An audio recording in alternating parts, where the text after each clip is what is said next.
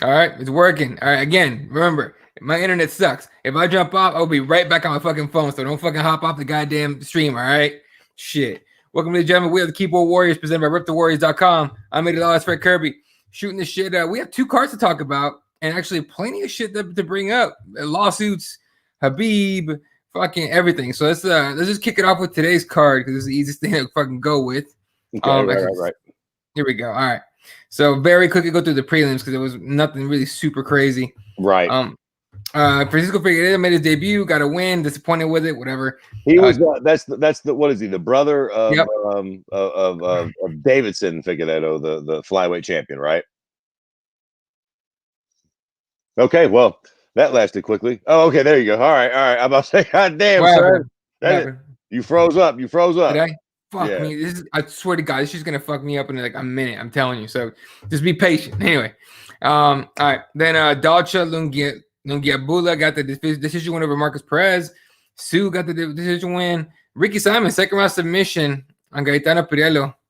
I didn't actually see that one. I think I was at work for that, so I didn't get to see that one. Then Tom Breeze took the L. I didn't think he would. What's up? To be fair, the prelims were pretty decent. They were pretty decent, honestly. Yeah, I mean, they weren't like blow your fucking hair back awesome, but they were pretty good, man. Like for prelims that I'm sure not everybody was too terribly excited going into it. All right, there we go. He finally bit the dust. Anyways, the prelims were pretty fucking good. I don't think anybody was too terribly excited about any of those names. On paper, there was no super sexy names, but they actually ended up being pretty good. See, the problem with when Eddie disappears like this is I don't got the fucking gizmos and gadgets, so I can't. There we go. He's good with it, though. He comes back quick. Swear to God, man. I was going to say, the problem with you disappearing is I don't got the gizmos and gadgets, so I don't got the fucking fight card. I don't remember no motherfucking names, so I get lost, Jack.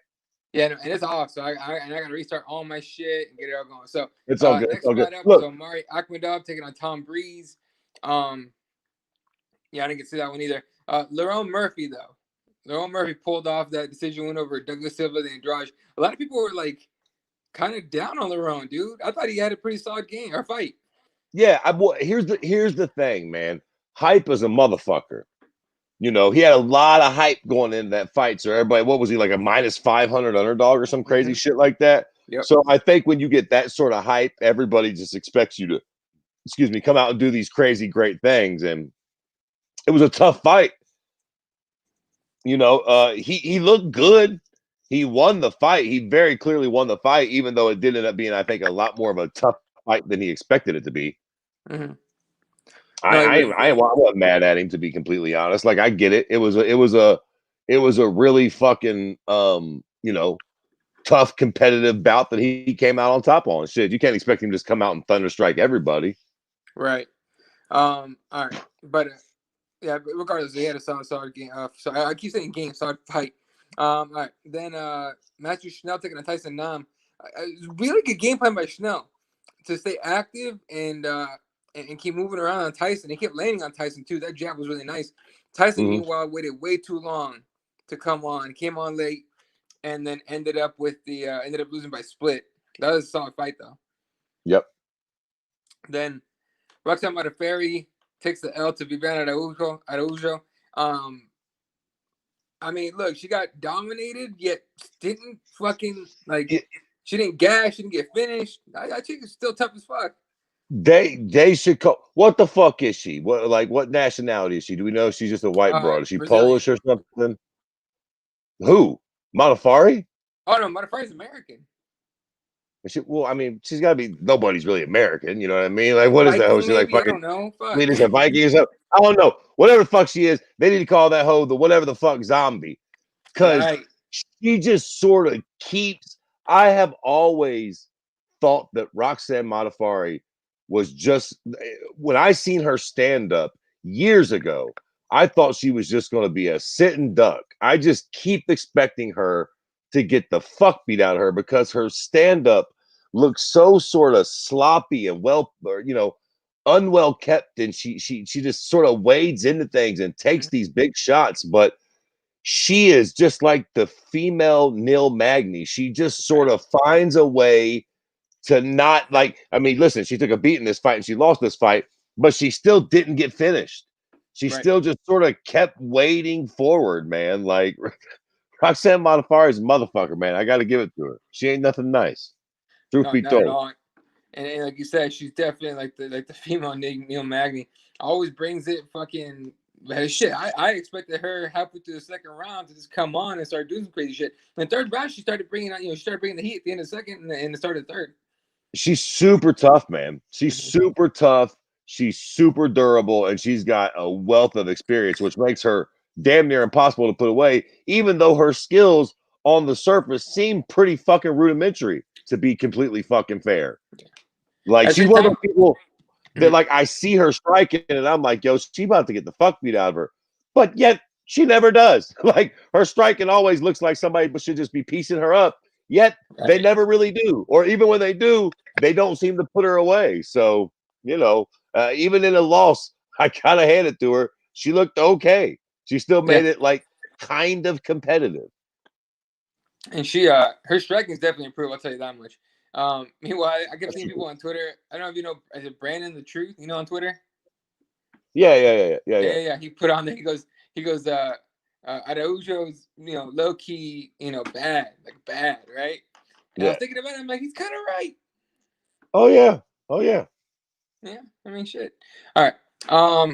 Fuck. What was the next fight? Warley Alves against Luza. I forgot to say his last name. Was that the next fight? Did we miss something? I'm still pulling my shit up, so I'll tell you in a second which one we missed. Okay, well, yeah, it probably doesn't matter. You're right. This is the fucking but Warley Alves' decision win. Sorry, the TKO finish, right?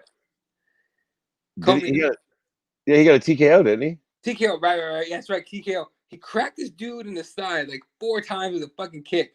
The last one was all toes, and that's the homeboy drops and gets finished on the ground. Meanwhile, that's the dude that got the pop out of the crowd, right? Warley Alves, obviously, he's not the hometown guy. The other guy was. So, regardless, great, win for Warley Alves. And then he calls out Nate Diaz, talking about, I don't like that he does drugs. And in the post-fight, the post-fight press conference, he's talking about how the weed thing. And I'm just like, look, man, if you're going to call out Nate Diaz, come up with something original, not the same old shit that every Brazilian's called him out for. It's bullshit. Listen, and people need to understand this, man. And I like real talk. You train a long time, and you have this fight to have this moment for your little moment after the fight when you win. It's important.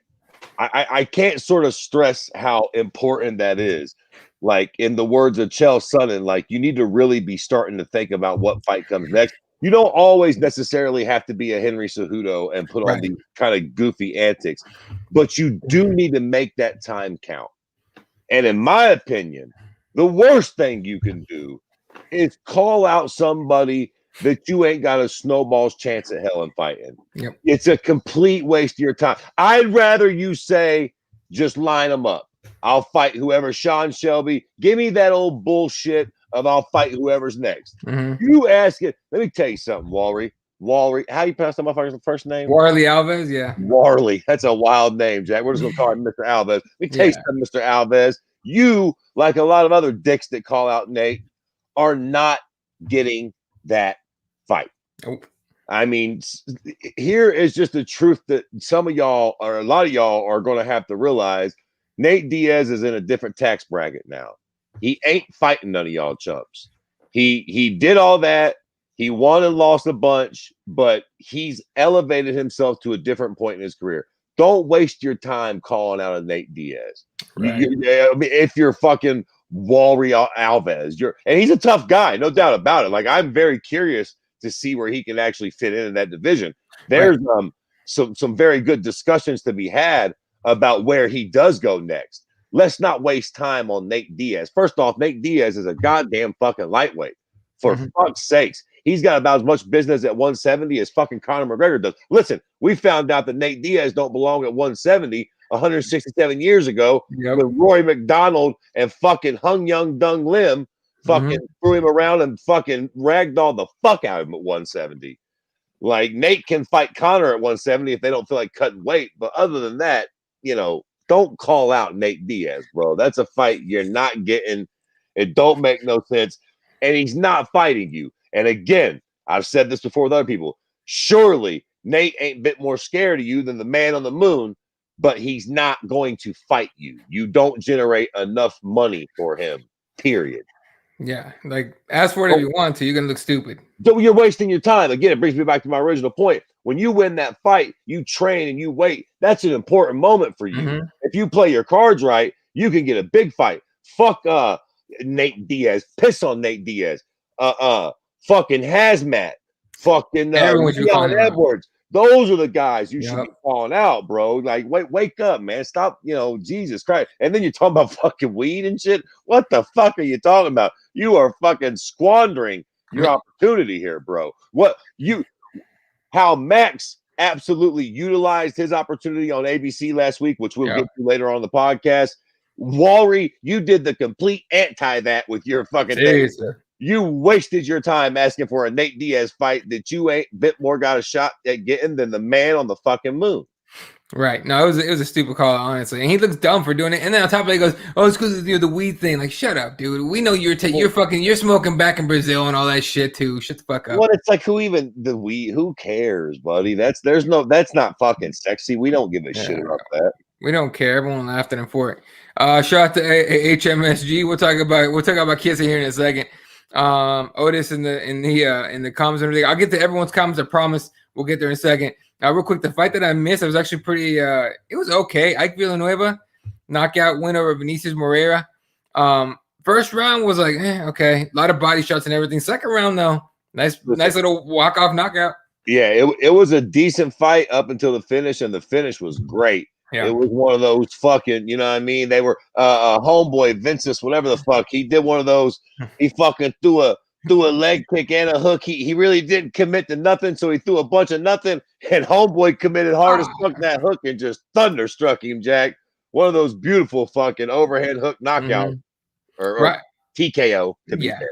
Yeah, but it's like right in the mouth, dude. Right in the mouthpiece. Like I don't know if anyone here that's worn a mouthpiece and got punched really fucking hard, like your lips will get numb. That shot, if you don't have like a really high level fucking mouthpiece, will cut the shit out of the inside of your lip, and it might do it anyway. You know how you can tell when a motherfucker, and you really can't tell when the fight's happening because it happens too fast.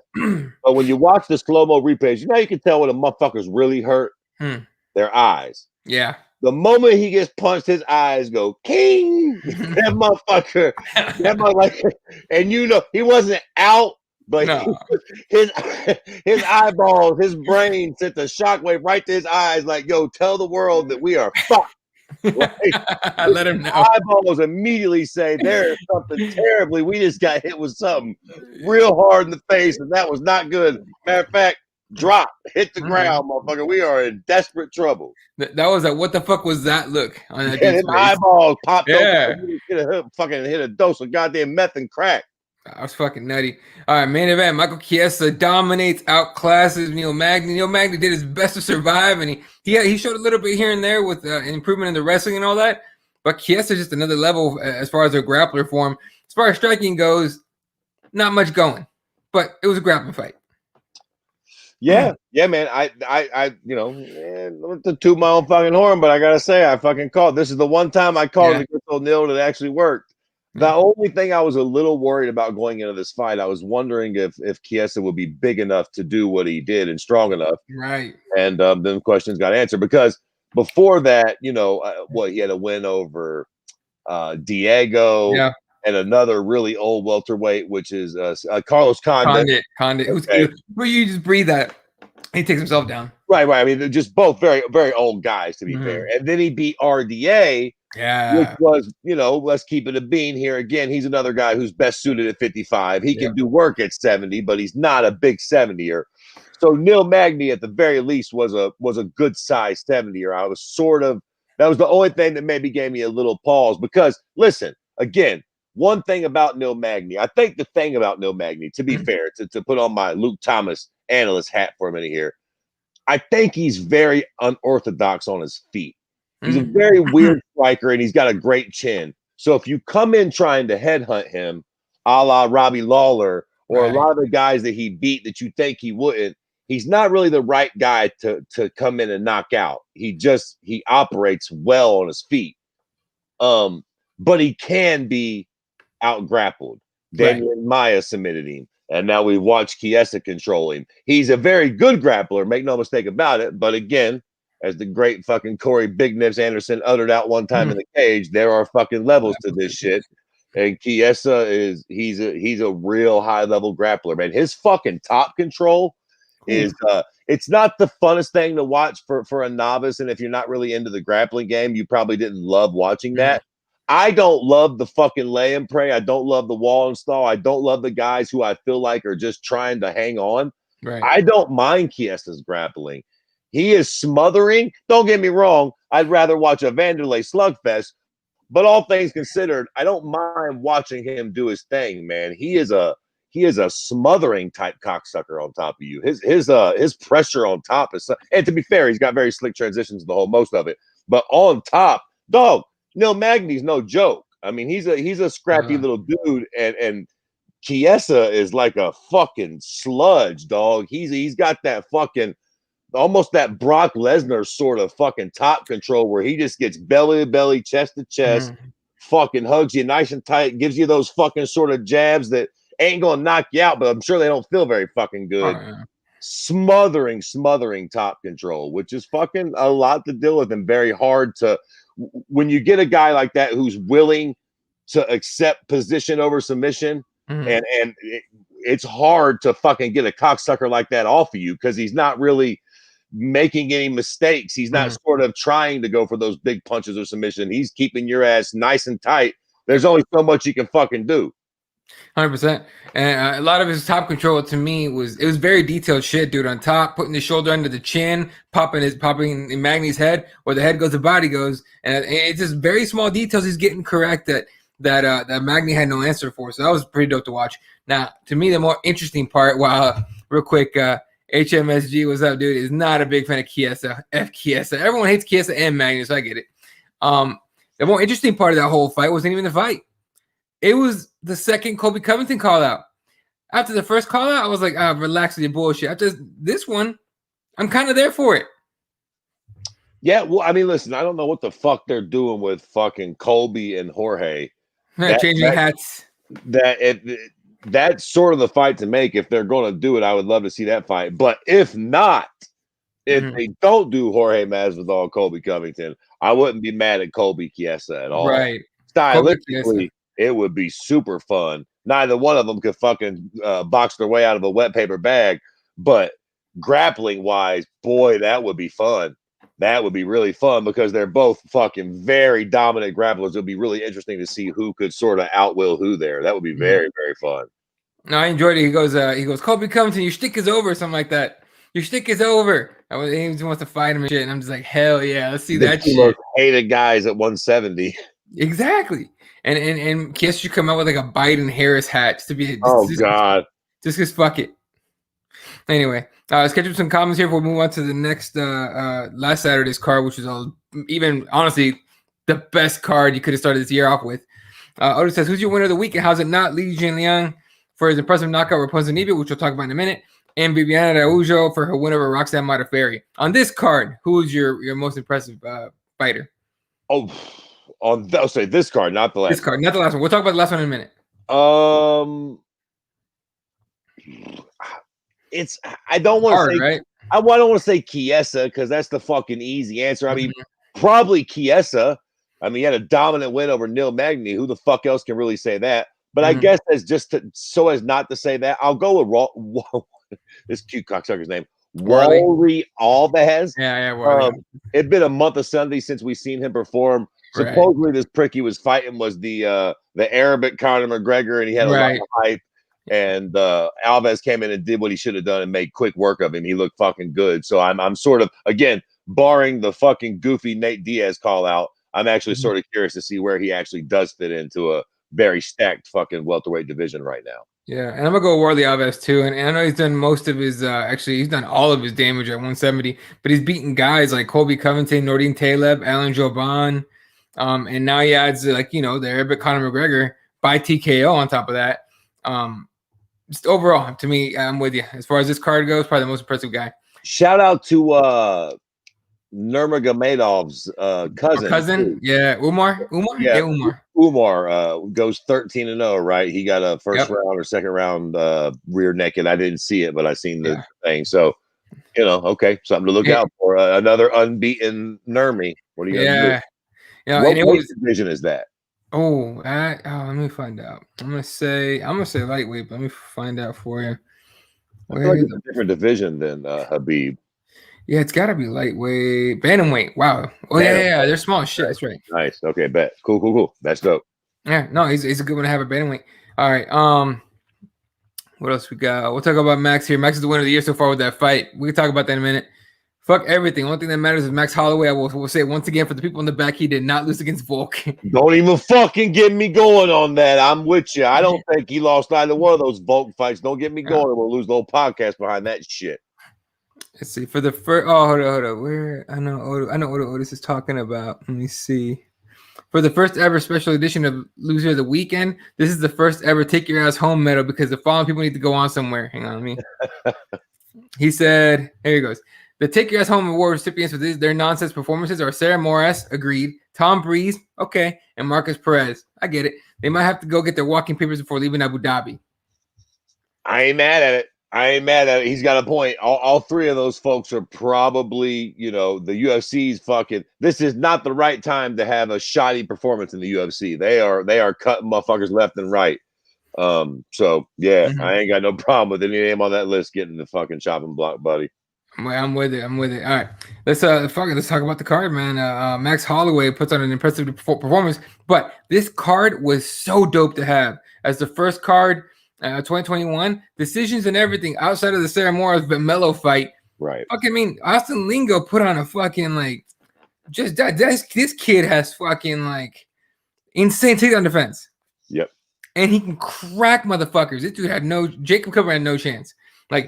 I got to give him credit for staying in there, but Austin Lingo was going to get the win. I thought it was going to be by a finish, but, fair enough, gets the decision win. Then they wasted our time with Sarah Morris against Vanessa Mello, to be completely honest. I just think. What are you going to do? They all can't be California girls. Exactly. Ramazan Emeev gets a decision win over David Zawada in a pretty close fight, to be honest with you. I think the ground game, the takedowns were the biggest thing there. Thick Diaz, Carlos Felipe gets a decision win over Justin Tapa. I'm not a huge fan of heavyweight fights going the distance, right? I'm not a huge fan of that. Because that means, usually that means that there was, very little activity. But both these guys were cracking. This is the one thing I'm going to miss about having no crowds, is you can hear these strikes, but when it's, heavy leather, dude, it's like hearing someone drop a fucking watermelon from, 10 stories high, and it hits the ground. It's like, bah! I loved it. I know. It's so dope. After that, Josephine Edwards and Yana Wu actually got in a scrap. This is kind of a scrappy fight. It was pretty dope. But Edwards gets the win on that one, even though she's the one that got taken out in that fight. All right. Main card. First fight on the main card was so sick. Punahele Soriano gets the knockout on Dasko Todorovic.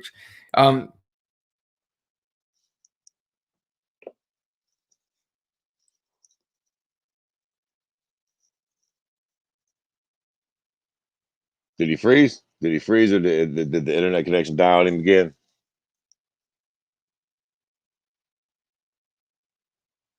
All right. Looks like Eddie bit the dust again. Sounds about right.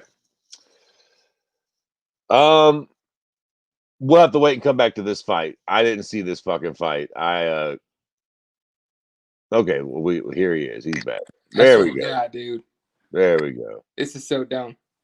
Anyway. But I fucking missed that opening fight. So Soriano fight? Oh, it was yeah. You can find it online. You should definitely watch it. Missed the Soriano fight. Yeah, all right. What fight was after that? Joaquin Buckley, did you catch that one? No, yeah. I did catch that I did catch that fucking fight though. And then so the fucking Italian dude, he beats Joaquin Buckley. This is the dude that was complaining about the losers not getting interviewed. Yeah. Buddy, you better wake your funny Italian ass up. First off, in what fucking region, sport, universe does anybody interview the losers? All due respect. I mean, they deserve, yes, you're all warriors. You deserve your respect for getting in the cage. Fair enough. But again, this isn't fucking Little League Soccer. Everybody don't get a trophy. You want to get interviewed? You got to win the fucking fight, man. Like, look, if it's a championship fight and it was a goddamn war, then yeah, maybe you do get a little bit of a fucking interview. What the fuck? And that's happened before. But if you're a random shitbird who gets snuffed out on the prelims, all due fucking respect, you're not getting interviewed, buddy. Like, I lost twice and nobody interviewed me. Yeah, and you won this one, and the fucking mic's in your face. What's that tell you? Put together some W's. I mean, what the fuck, my guy? Like, he was like, it takes two people in here. Relax, bro. You just got a sick ass knockout. Talk about that. Relax about not getting interviewed when you lose. Yeah, regardless, wow, with that shit. Yeah. All right. Catch some comments here. Yeah, I know, y'all. I know. My internet's shit. All right. I'm sorry. What the hell? Fuck everything. And what I say is just a fact, like a dating girl trying to give you a reach around for a cheeseburger. What the fuck is that about? It's a man who's been through dating. You know what I'm saying? Oh, Lauda, what's up? Just hopping in here to say Max for GOAT, fuck Conor, and fuck John Bones Jones. Well, let's not get completely fucking carried away, but Max looked fantastic. Max definitely looked fantastic. You know, fuck Conor on the GOAT discussion. Yeah. John Bones Jones. Tevin, what's up? What else we got? Brando, Konnichiwa fuckers is good, dude. Magny should link up with Maya and work on his grappling. He should link up with somebody, but his grappling's solid. It's just Kies is a fucking way better grappler. Yeah. I feel bad for Neil Magny a little bit, man, because he's just Neil Magny's going to be your quintessential gatekeeper. Like, not to be a, you know what I mean? Like, I think we sort of know what Neil Magny's ceiling is. He's a very, very tough guy and sort of one of those guys that can upset somebody on any given night, too. But I don't think he's going to be challenging for any titles anytime soon. No. Also, can we comment on how I think it was Dana who shared the anniversary picture of the first Ultimate Fighter? And can I just say, even if it wasn't Dana, I love that they cropped out cheap-ass Koscheck. I didn't realize they cropped out Koscheck. I didn't see that either. I didn't notice that. I'm looking it up. It's got to be on his Instagram, right?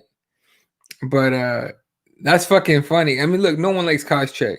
For the most part, no one likes Koscheck. I didn't mind Koscheck. I mean, he rubbed everybody the wrong way, but I didn't mind Koscheck. Oh, shit, he's right.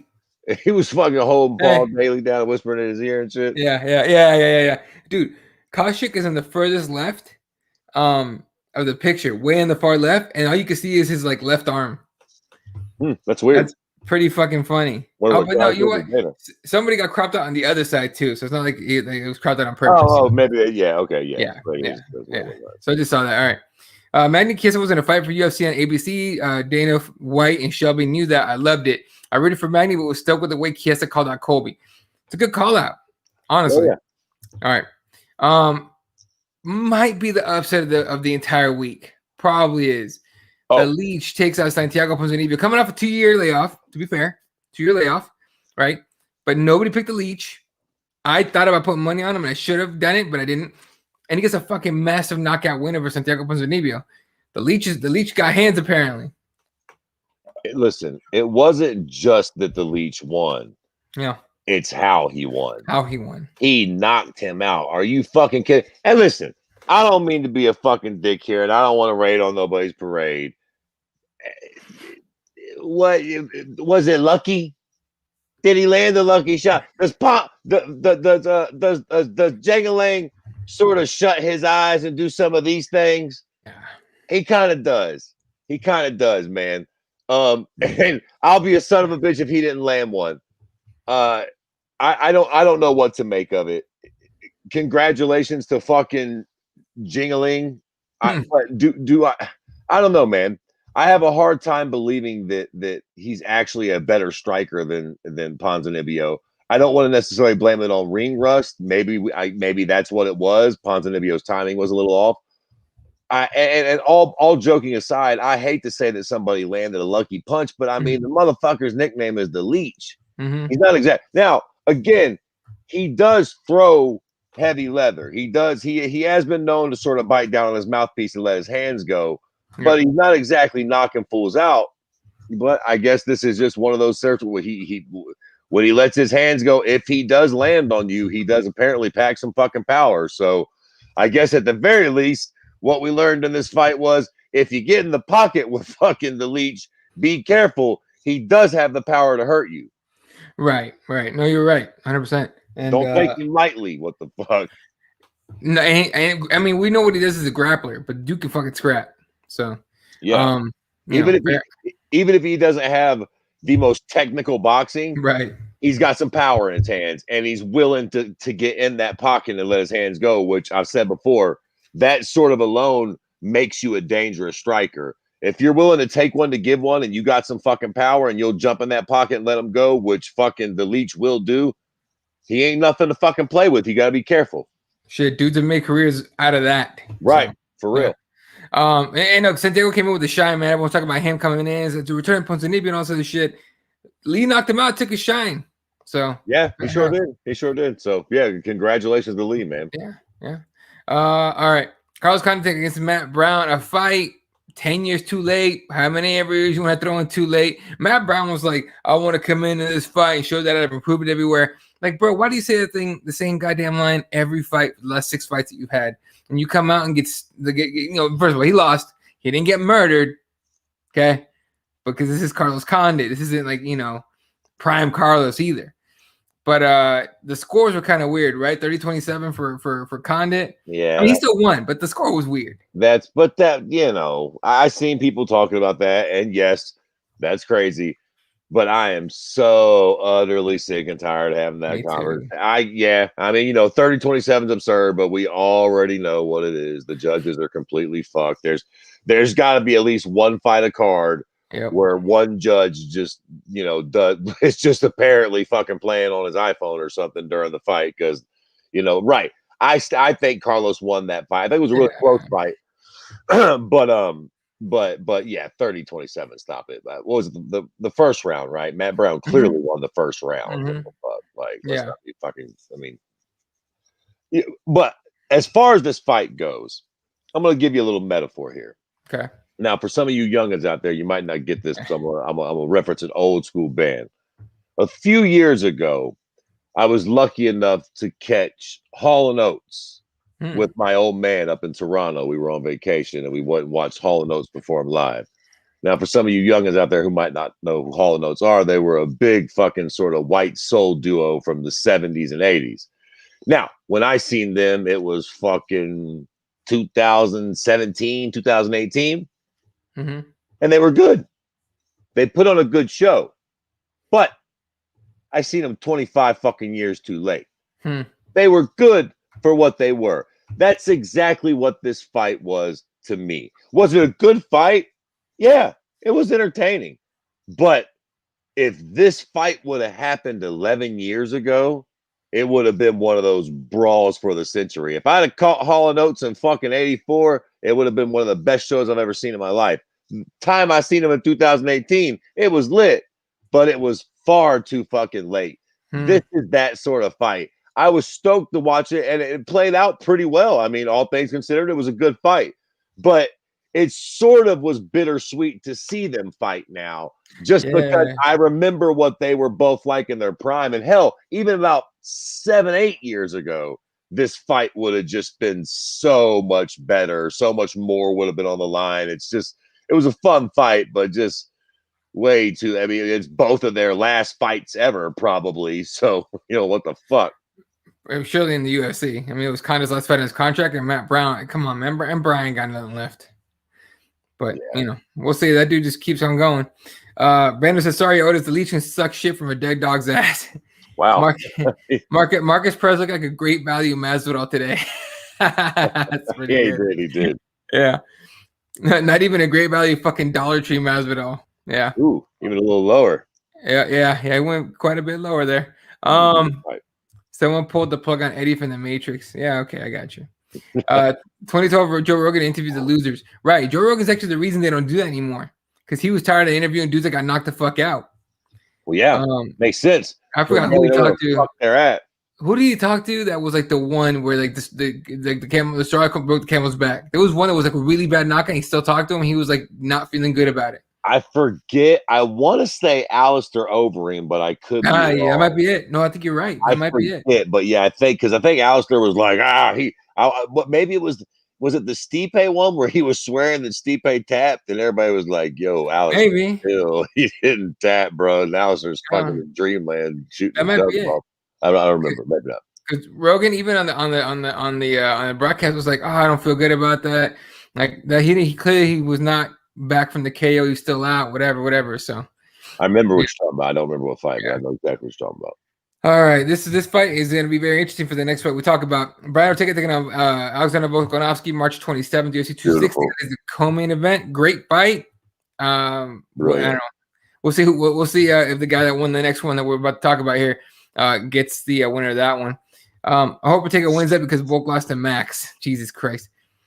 Ryan Hall, Dan Ige, March 13th. I'm down with that one. Ryan Hall finally gets a fucking fight. I just want to see Ryan Hall compete at this fucking point. Jesus Christ. Here goes Sean. Sean got it. The loser interview stopped after Overeem claimed he made Stipe tap. Makes sense. Yeah, that's what I thought. Overeem was over there talking that wild shit. They were like, yo, bro. Right. We're done with this. Stipe versus Francis Ngannou, UFC 260 as the main event, March 27th. That's the main event. That card so far looks pretty good.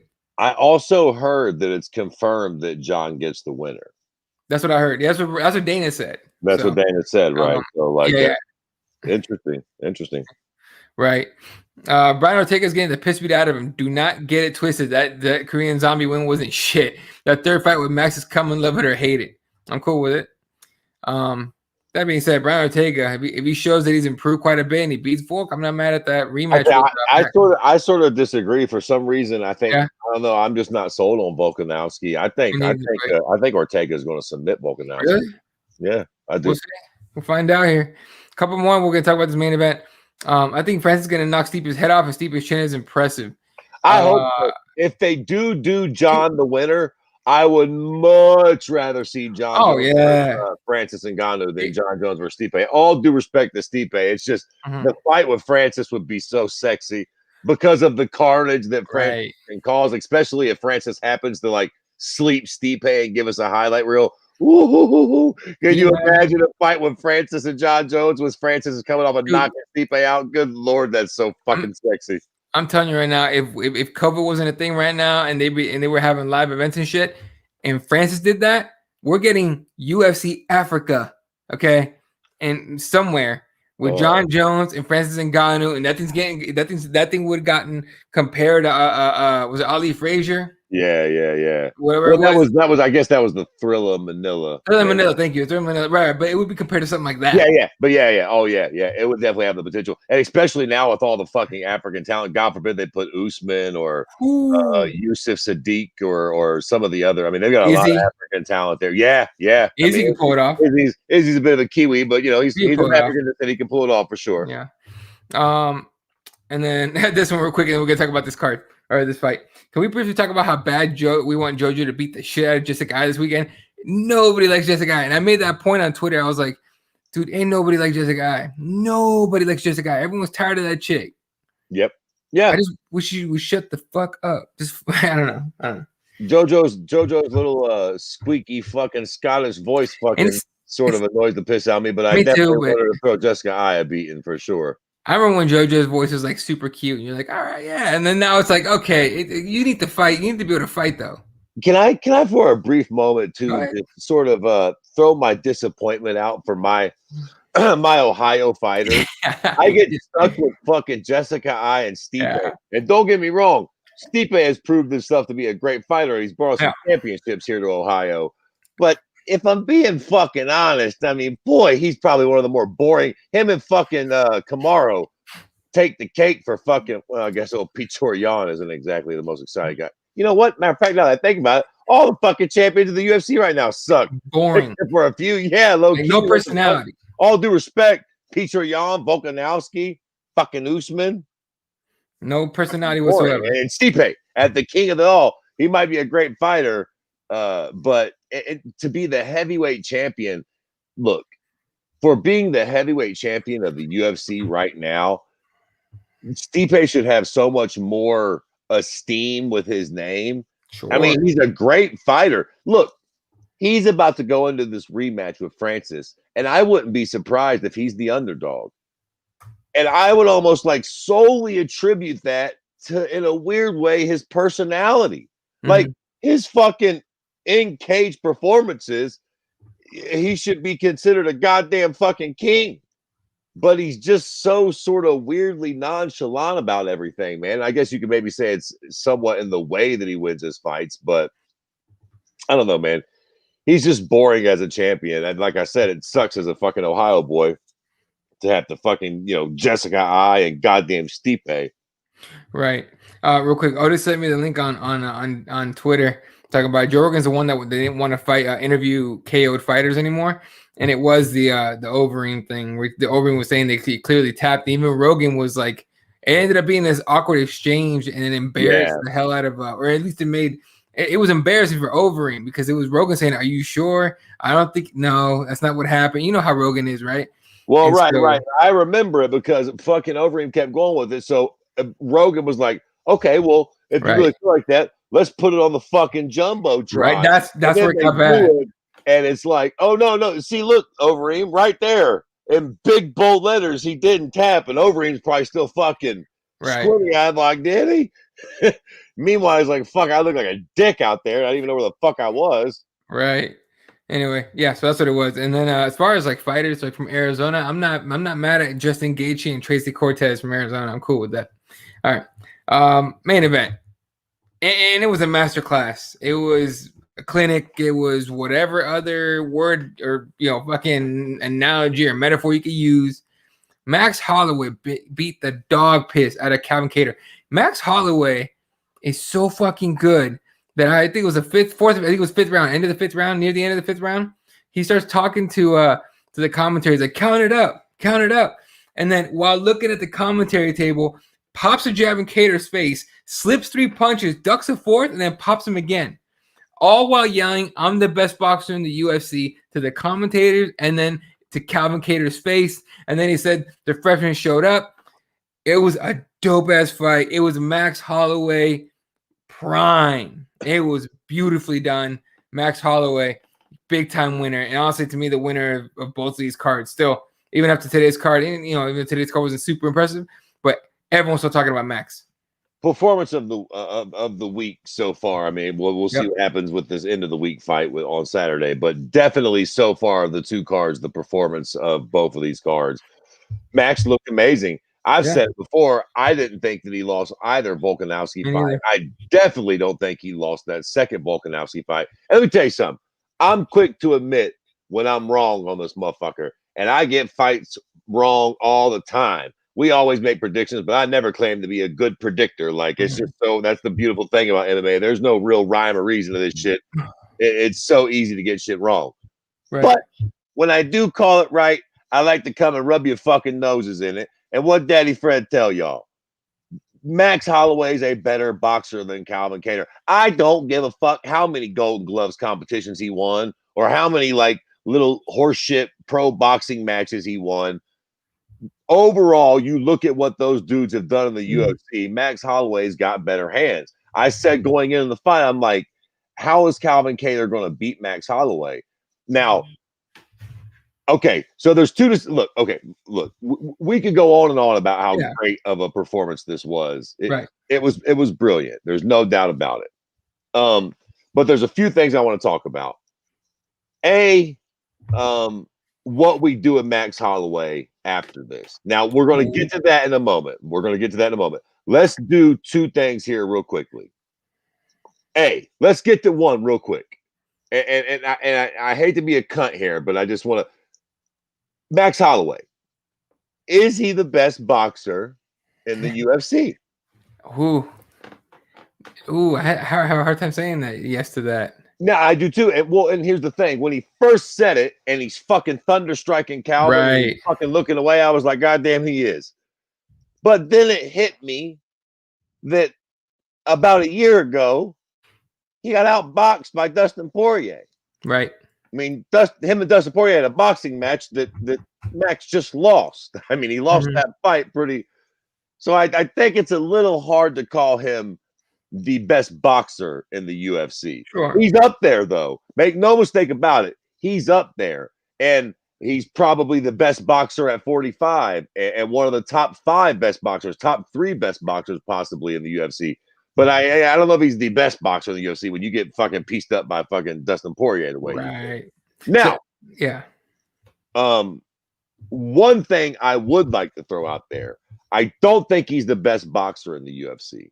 No. But I'll tell you what, I do think that Max Holloway has the best chin that we have ever seen in MMA ever, period, in history. And I stand by that on a scientific note. If you pull up Max Holloway's record and you look at the fucking guys he has fought, and then you throw in the fact that Max Holloway has never been sat down in a fight. He's never been put on his ass. He's never been knocked down, let alone knocked out or TKO'd. He has never been knocked down in a fight. Got his bell rung, but never the knees buckled. Never put on his fucking ass to this very day. Ever. And so, to the best of my listen, Minotauro Nogueira, legendary chin. Mark Hunt, legendary chin. Dan Henderson, legendary chin. All those dudes have been knocked out. I guess you could throw John Jones in there, but I feel like John Jones hasn't really been beat up as much as Max has. Max has taken some fucking he took some tough shots from Calvin Kattar in that fight. Some really big fucking shots right to the jaw and ate them. John, to be fair, has taken some big shots, but not really. You know what I mean? Like he's really actually a lot better at just sort of avoiding the big shots. I would think that it'd be I think you'd be hard pressed to make an argument for anybody that has a better chin in the entire history of mixed martial arts than Max Holloway. No, 100%. And the thing with Max Holloway is that he a lot of people were like, they get beat and they're like, I'm gonna go back to the drawing board. It's got to get better and all this stuff. And then after being champions, and they slowly start dipping away, and we forget about them. Tyron Woodley is one, right? But Max Holloway legitimately goes and gets better. He's better, and he's better now than he was when he was champ. At least in this fight.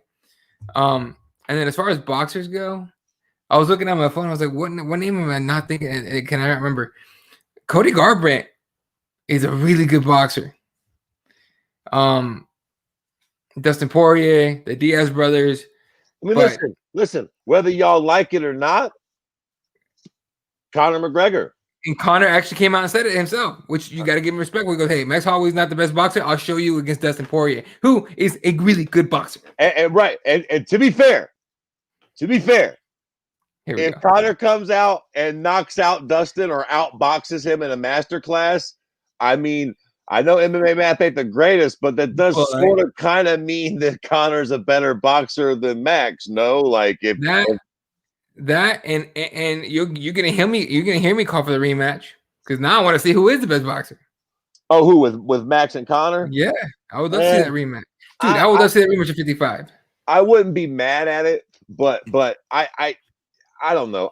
I'm probably one of the few cocksuckers that wants to see Max fight fucking Volkanovski again. I want him to beat him and get his fucking belt back. I think he's the fucking featherweight GOAT. It doesn't feel right him not being the champion. Like, we'll see what happens. Maybe if Volkanovski can actually like knock out Ortega or do something impressive, I'll sort of buy into him as champ a little more. But right now, I just feel like he sort of sneakily got the belt away from Max. He's not my champion. Goddamn. Look, I'll tell you this about this much, man. If Volkanovski, if Max Holloway, because I would love to see the third fight, and I'll pick, like you said, it's not a popular thing to say, or even not anything anyone's asking for. But I think Max Holloway deserves a title shot. I think he goes in there, he beats Max Holloway. He beats Volkanovski, gets his belt back. You telling me that if Dana calls Conor McGregor and says, "Hey, champ against champ, rematch"? Oh yeah. Well, okay. At that point, for sure. I wouldn't really want to see Max run up to 55 at this point. But yeah, not permanently. Not yet. If he fights Volkanovski and gets his belt back, though, yeah. Or listen, I think fucking Ortega is going to beat Volkanovski. So I mean, that sort of really murkies the water a little bit because then I mean we already seen what Max can do to fucking Brian Ortega, but that's neither here nor there. But either way, if Max does get the belt, yeah, at that point, a champ versus champ fight could be very interesting and could be a really big seller too. 100%. No, 100%. All right. Let's see. Rich Girl by Hall knows is my alarm clock player. Bro, a great. Oh yeah. They were good too, man. They were good. They were in the fucking late 60s. They were still good. It's a lot like the Matt Brown fucking Carlos. It was a good fight. It was a very entertaining fight, but it's like we all know what that motherfucker would have been like 10 years ago. It would have been a legendary fight. Right. No, you're right. You're right. Hey, Maurice Green didn't appreciate that Felipe call out. Yeah, Thick Diaz called out Maurice Green, and and Mo Green gets on, I think IG or he gets online somewhere and starts losing his mind. Like, dude, just fight him. I know Kirby doesn't like JoJo's voice, but I don't mind the Scottish girls. Hey, no one's hating against any ladies. Yeah. I start every fight week trying to give Jessica I another chance. By Wednesday, I'm ready to see her get flatlined. Yeah, she's annoying, man. She needs to shut the fuck up. Just stop doing the video. Stop talking. Yeah. Just fight. Fight and win, and people will put up with your annoying ass personality. What else we got? Ooh. Holloway versus Zabit. Now, Zabit hadn't fought in a while, and there's literally not even any whispers about him, but yeah. I mean, that would be a great fight. I suppose if the stars don't align in other ways, I ain't mad at it. I wanted to see Zabit fight Yair, and I think that's still the fight that needs to be next. But if Yair's off the table for too long or whatever, fucking Zabit's earned a big fight. I mean, listen, be careful what the motherfuck you wish for. Because I tell you what, I don't like about that fight is that Zabit gonna get that ass whooped. I like Zabit, but like Max is too much. Man, Max needs to be fighting champions. Y'all better listen. Y'all seen what he did to Calvin, right? Stop giving him contenders. Max Holloway is not the guy you give contenders. Y'all better start fucking what Birdman say. Y'all better put some respect on his name. Stop giving him motherfuckers that got 3s and 4s next to their name because Max Holloway will beat the dog shit out of them. If you ain't got a belt around your waist or you ain't about to fight for a belt, you probably don't need to be in that cage with Max Holloway. Or if your big ass don't cut down to 55 or something, you better. If you have 45, you better be a motherfucking top contender. I like Zabit, but again, who's Zabit's biggest name? Who the fuck is Zabit beat? Oh, Calvin Kattar. Yeah. You know what I mean? And Calvin was about to beat the shit out of Zabit if that motherfucking fight would have went 5 rounds, Jack. Zabit got lucky as a motherfucker. Or maybe if it did go 5, if it was another one. I know Zabit was stalling out big time towards the end of that fight. And Calvin Kattar, he wasn't coming on in this fucking Max Holloway fight at all. He would have got fucking murdered if that fight would have kept going. Yeah, fucked up. All right. All right, let's talk about this this weekend's card. Fucking hell. Big time card. And so big that nobody's been talking about. It was just a Conor card. Nobody was talking about today's card. UFC 257. This is actually a later on card. Oh shit! I thought this was I thought it was gonna be an early card again. I was kind of looking forward to that. What the fuck? No, not a Conor card, baby. Now it's gonna get crazy. It's Saturday night prime time, Jack. All right, we'll go through the card really, really quickly. Early prelims kicking off. UFC Fight Pass and wherever else you want to watch this card at. Amir Albazi taking on Zaga Zumagulov. Nick Lentz, the Carney's back, taking on Movsar Evloev. Then Andrew Sanchez against Mahmoud Muradov. Prelims on ESPN and ESPN Plus, probably. Khalil Roundtree Jr. taking on Marcin Parchino. Then Juliana Pena, Jesse's favorite fighter, taking on Sarah McMahon. Brad Tavares taking on Cara Zapato. It was one of the embeddeds. Apparently, Brad Tavares was sitting right across from Carlos Jr., which is kind of hilarious. Then Arman Saryukian taking on Nasrat Haqparast. Goddamn last names, people. As your feature prelim in a pretty good fight. That's a sneaky good little prelim card there, man. Hell yeah. Khalil Roundtree and then Julia Pena against Sarah McMahon. I don't know where the fuck she's been, but for those of y'all that forgot, she's got a fucking silver medal in wrestling in the Olympics, and then fucking Shoeface is always fun. That's a sneaky good little no terribly sexy names, but those should be really good fights though. No, it should be really good. No, Eddie, the pay-per-view money with McGregor is serious. They won't do this early. Yeah, you're right. Right. I was hoping. Yeah, I was fucking hoping. Right. Oh, well. All right. First fight on the pay-per-view, kicking off at 7 p.m. Pacific time, 10 p.m. Eastern time, the usual times. Marina Rodriguez against Amanda Ribas. Amanda Ribas is like the darling of fans at the moment. Some people started to turn on her because she's kind of annoying. She's being real, but otherwise solid. Solid fight. She looks good in the cage, dog. At the end of the day, that's all that matters. What the fuck? 100%. Matt Favola, the steamroller Favola, taking out Otman Azaitar. Favola back in the main card. That's pretty solid. Yeah, that fucking Otman Azaitar. There's so many fucking fights these days. I get too stoned. I forget why he's a special person, but he's special. I forget what he did, but he's got some sort of fucking win against somebody that matters. His name rings some bell. I just don't know why it rings a bell. Right, you're right. Fucking hell. Sorry, I forget who the fuck he fought, but it was something. He's got to win over somebody. Oh, sorry. Then, the aforementioned Jessica Guy taking on Jojo Calderwood, and go refill your beer, take a piss, take a shit, whatever you got to do, fight the card. Or stay fucking glued to the tube and hope that fucking Dr. Neville or whatever the fuck they claim she is actually comes out to play and she fucking beats the shit out of Jessica Guy. Right.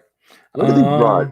There's some old birds too, huh? 35 and 34. Jesus Christ. They've been fighting for a minute, and 18-8, 14-5, still the better records than most of the females in the entire promotion. To be honest with you, we have a bunch of like 6 and 8s and shit still fighting the UFC. All right, co-main event. First, okay, let me set this up first. Now, Habib came out today and step on this real quick. Real quick, sorry. Hi, Armin, that guy is mostly TV. Agreed. Zato got that heat. All right. So they had this whole announcement thing last Saturday. Oh, there's gonna be an announcement. Dana White's gonna say what he talked about, not so shit. Like, all right, cool. First of all, the announcement was bullshit. Dana White comes out and says, "Oh, Khabib said that he's got there's 4 lightweights next week. Whoever puts on an impressive fight, he'd be willing to fight them." Khabib came out today and said, "Don't make me do something. Don't try to make me do something that's gonna disappoint my mother." Basically, squashing any kind of anytime soon fight news, right? But with the money talks and the 30-0 and all that shit, let's put aside what Habib said. Let's say he comes back. If we go with what Dana White said, right, and one of these 4 guys makes a really impressive, has a really impressive win, we can get our next title challenger from here. It's really hard if Conor McGregor beats Dustin Poirier. Really hard not to give him the title shot, purely for the fact that everyone's going to want to watch that fight, right? But keep an eye on these 2 fights. Definitely going to be something on the line. Let's be honest here. Let's be honest. I know a lot of y'all don't want to hear this, but let's just keep it a bean here. Couple things at play here. A, is Khabib going to fight again? Let me motherfucking stop the suspense for y'all. And I done told y'all's monkey asses a bunch of times. Yes, Khabib is going to fight again. Whether it's George at 70 or whether he comes back at lightweight, I don't know what it is or when it'll be.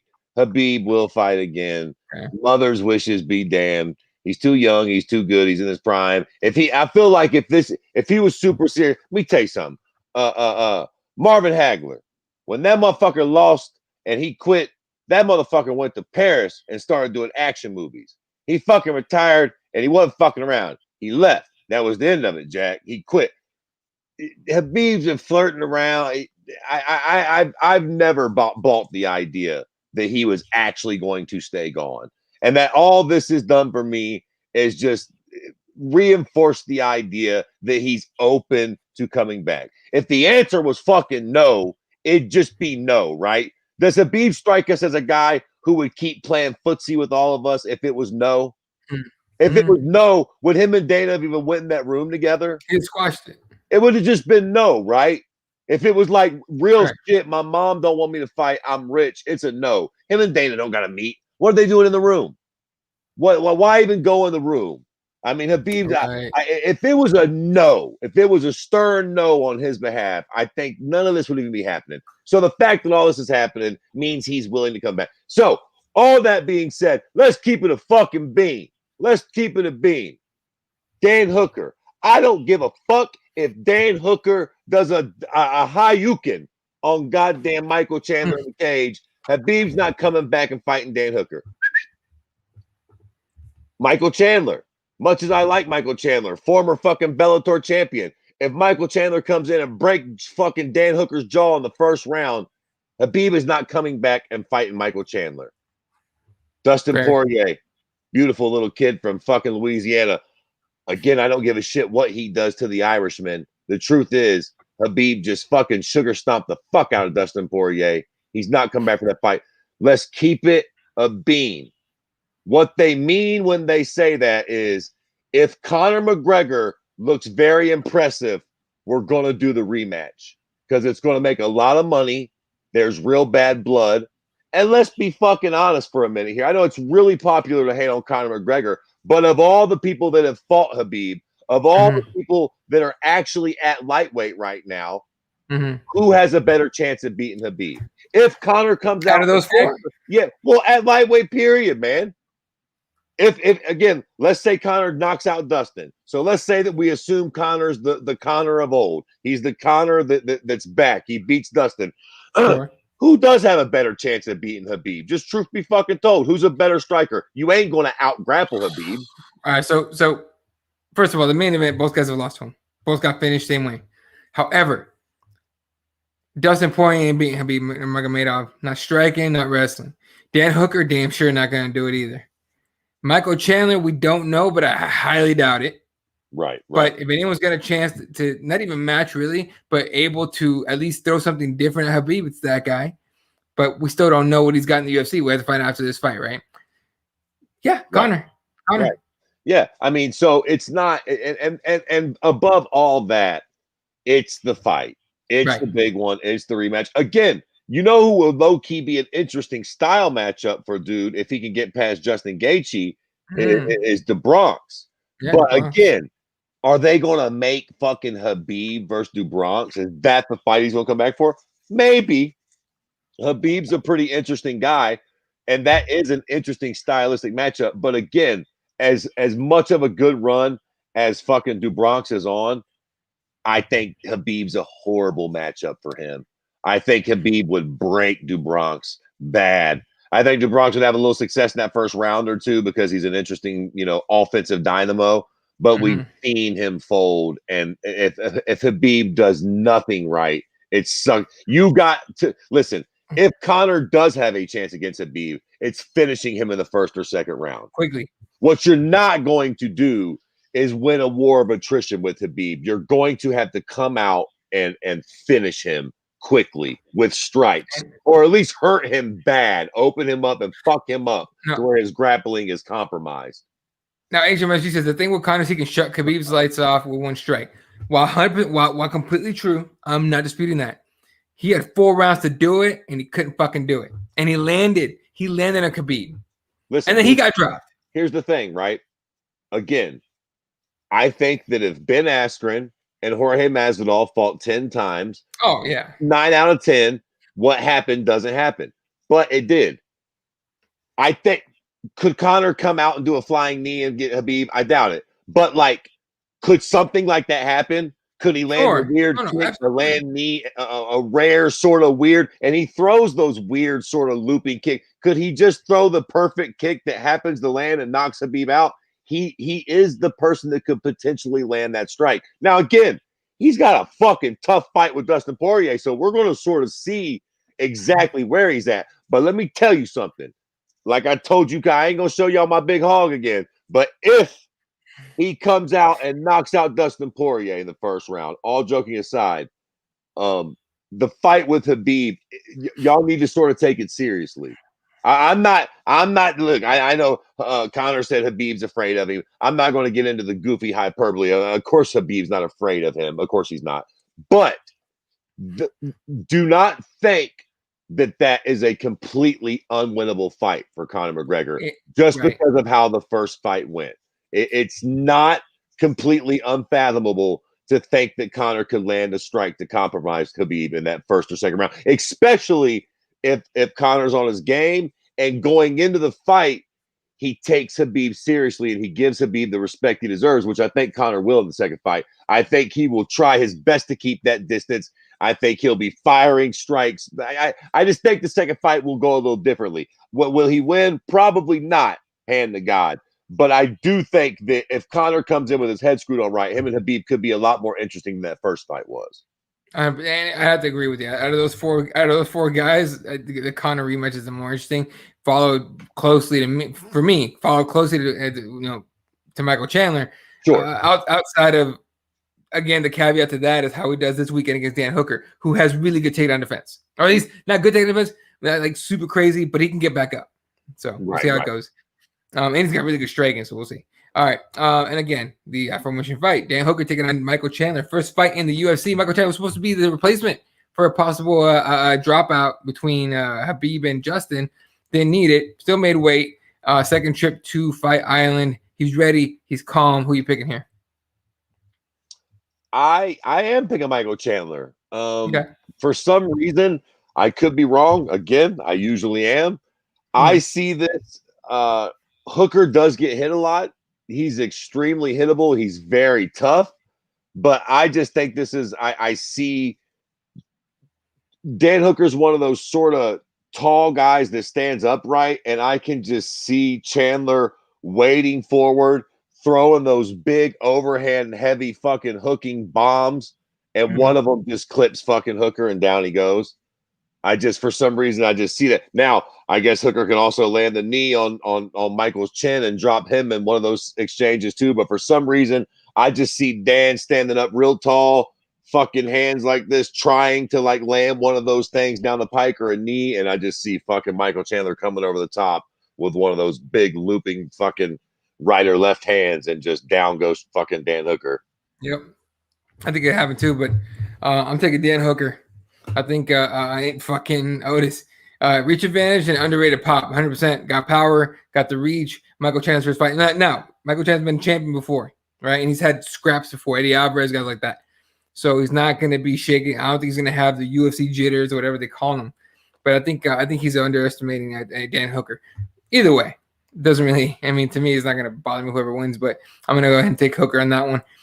Kind of like Chuck Liddell versus Randy Couture. The critics thought it was going to be another mauling. Conor definitely has a shot. 100%.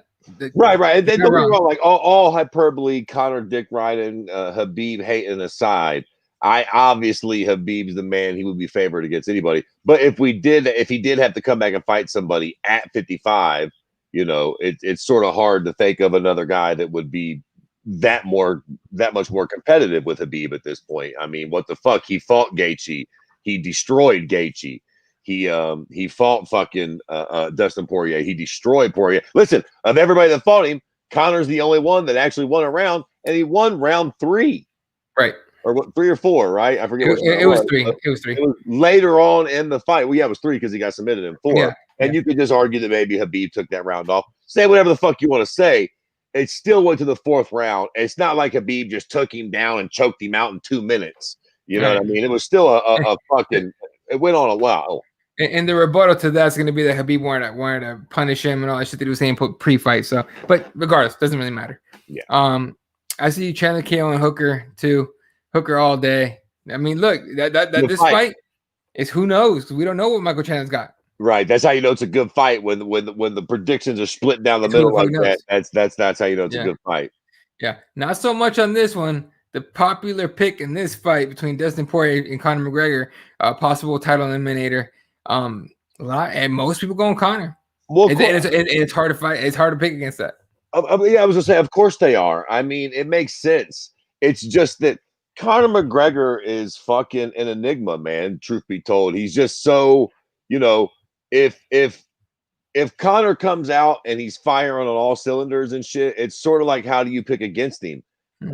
He and they literally fought before and he finished Dustin in the first round. I realize that they've changed drastically since then, but it's hard to pick against Conor on the surface. Now, that being said, as a big Conor fan, I'm hella nervous. Who am I picking? Of course, I'm picking Conor. But this is a fight that fucking really does make me nervous because Dustin Poirier is one of those guys. He too, I feel like Conor needs to knock Dustin out in the first couple rounds. If he doesn't, as a Conor fan, let me just tell you something right now. If we get in around 3, 4, and 5, I'm gonna be nervous like a motherfucker. Hell yeah. Like you seen what he did to Cowboy. Some of my favorite fighters of all time, they all have one thing in common. They're front runners. BJ Penn was my favorite fighter. And if BJ Penn jumped on you in that first round, you was fucked. You was fucked. He was like a shark, dog. If he got on you and he smelt blood, he was going to finish you. And I love that. And that's how Conor is. Conor starts fast. And if he hurts you, he will jump on you and finish you fast as fuck. I love that. But if he doesn't, a lot like BJ, he does tend to wilt. Every round, his potency drops a little more and a little more. And Dustin Poirier is the perfect guy to benefit off of something like that because he just gets stronger and stronger. Now, the first time they fought, Conor got that big shot and got him out of there in the first round. I feel like this is one of those fights where could Conor knock him out in the first round? Could Conor knock him out in the first minute like he's predicting? He sure the fuck can, and he might. Old Mystic Mac might pull off another one. But if he don't, every round that it goes on, Poirier's chances increase greatly. Rounds 4 and 5, as a Conor fan, I don't give a fuck what he does the first 3 rounds. If he beats the dog shit out of Dustin those first 3 rounds, if the bell dings for a round 4, you're so nervous. I'm going to be fucking nervous because I know Dustin is a goddamn dog, and I know that Conor can get tired, man. Nate and Habib showed you how to beat Conor McGregor. He can be beaten. Them first rounds are tough, but if you can get through those first 2 rounds, you can definitely get to it. Yeah, so I'm with you on that, 100%. I've had a hard time picking this one. I normally like to pick the challenger on Conor cards. Not gonna dislike Conor too much. It's that I want to see the upset. I love the upsets. To me, Habib beating him wasn't an upset. Nate beating him, upset, right? Yeah. Well, yeah, that was a crazy upset, that first one. Dustin beating McGregor would be a massive upset, in my opinion. Would be huge. So I love upsets. I love picking the underdog. It's hard to do it on this one, knowing that, you know, at least from the optics, from the outside, looking like Conor is on his shit finally.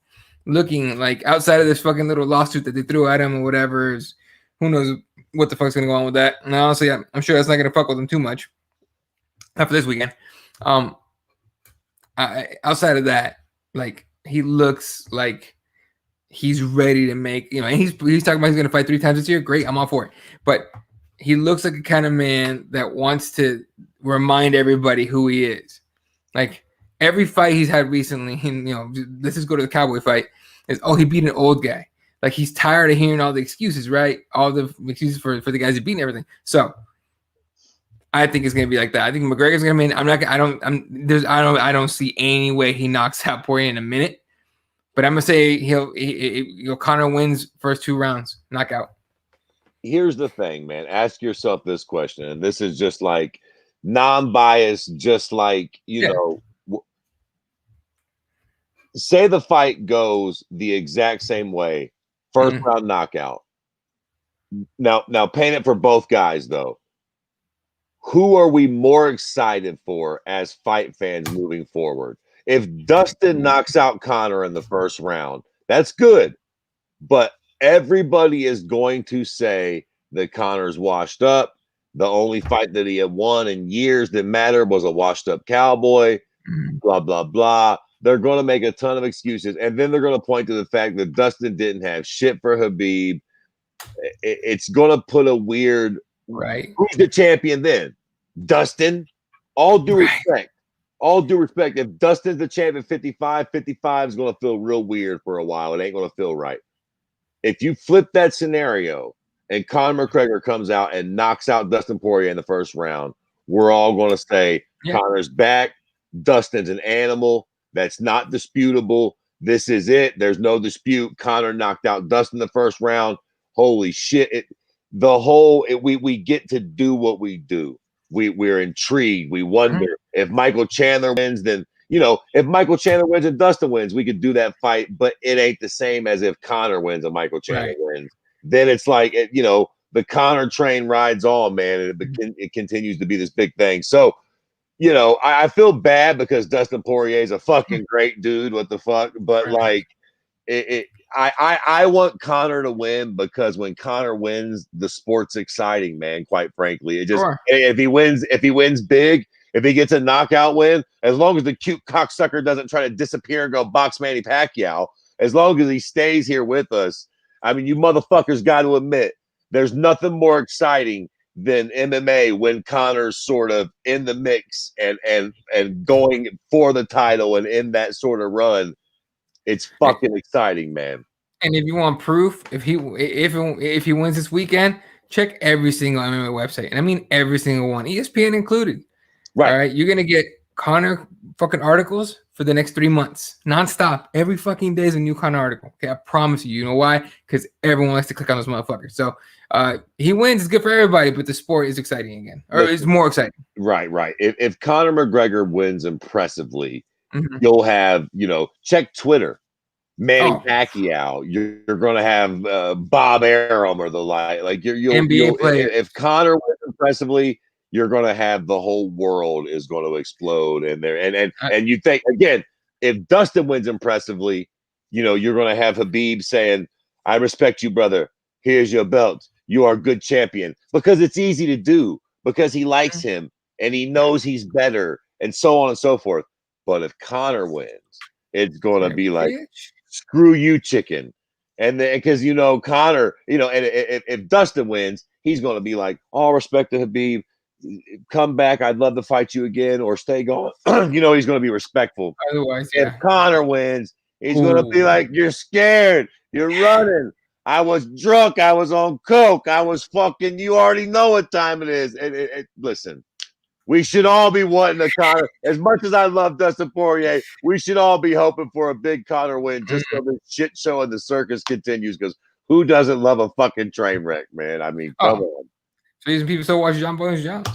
All right. I feel it's going to be a 5-round war similar to McGregor Diaz 2, back and forth the whole fight, and I hope it is too. If it is, if this fight goes 5 rounds and it goes like that, it's going to be one of the greatest fights ever, because both these guys are super good. Like, they're tough as shit and they can crack. Yeah, if this goes 5 rounds, though, as a Conor fan, I'm nervous as fuck. Oh, fuck yeah. No, I think he can win 3 of 5, but if it goes 5, I'm good at 4 and 5 to Dustin, man. I mean, I know how Conor is, dog. Right. That 5th one's definitely Dustin's for sure. 100%. All right. That's kind of it for us, I think. Oh, fucking real quick. Do you see the Darren Till getting into it with the cops? I seen it, but it was sort of out of context. I don't really know why they were bothering him or what. Because he didn't have a mask on and shit, and my whole point with this is this. And I don't know if it was Tevin that started it, but somebody started saying Karen Till. Well, Till picked up on it, changed his fucking name on social media to Karen Till, and put the Photoshop Karen haircut in his head. Fucking brilliant. That's how you handle trolls, motherfucker. You fucking do that shit. Darren Till's got this whole social media thing down pretty well. Brit. He's a young guy. He knows.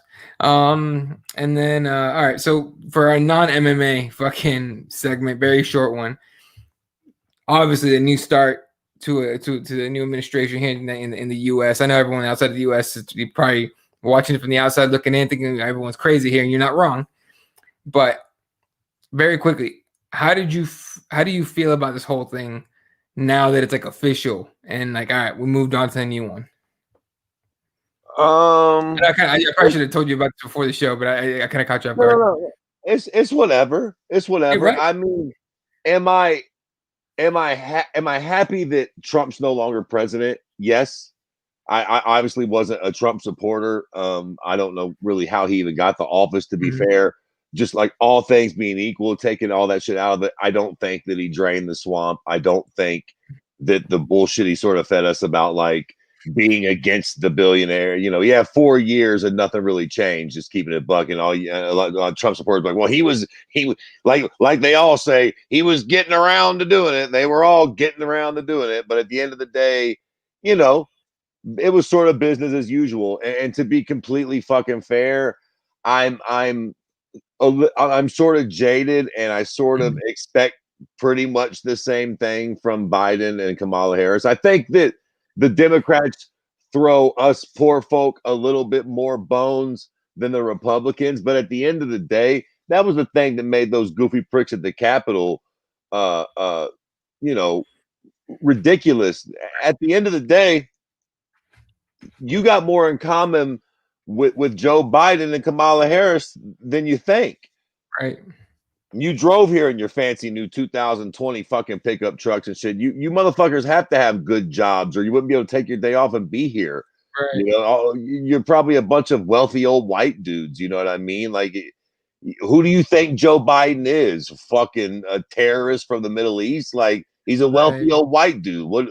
Like, the truth be told, I don't expect a whole lot to change one way or the other. Again, you know, am I glad that like the Democrat won? Like, yeah, but do I think like we all about to just be lit up in this bitch and the world's about to? It is what it is, dog. The good thing about America, for as far as I can tell, is that we're about as free as you could possibly be. Mm-hmm. And for all you goof troops out there, like, we're not free, they're trying to take our, well, you know what I mean? Go travel the world a little bit, dumbass. Like, you have the opportunity to do what you want in America for the most part. And if you work hard and if you're not a fucking moron, you can get some money and you can actually make some out of yourself, regardless who our fucking president is. It doesn't matter. Like, over here, it don't matter, you know, whether it's Biden or Trump or whoever the fuck comes after Biden. If you're getting money and you're a smart American, you can get money and do your thing and have a good life. It ain't like we're fucking Putin or Xing Ping or whatever the fuck that prick's name is in China, like, where they can sort of just put the stranglehold on you. So that's what it's about for me. Like, I low key don't care, to be fair.